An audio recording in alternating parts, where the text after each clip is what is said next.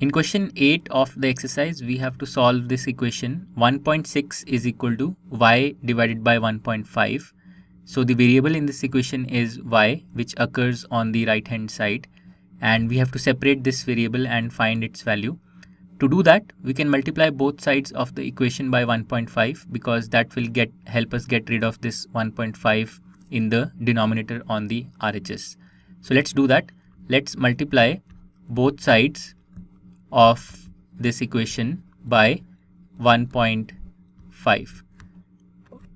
So what will happen on the LHS? So we will get 1.6 into 1.5, and on the RHS we will have y divided by 1.5 into 1.5. So on the RHS these two terms cancel out and we are left with only y on the RHS. So we get 1.6 into 1.5, that's 2.4.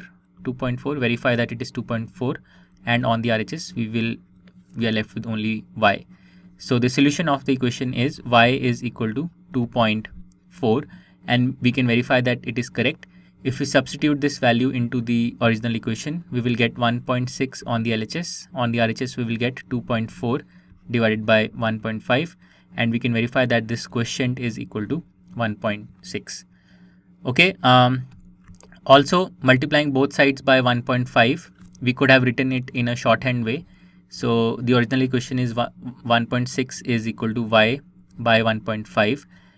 The way we can think about this is take this 1.5 in the denominator into the numerator on the LHS. So directly we can write 1.6 into 1.5 is equal to y, and this gives us y is equal to 2.4.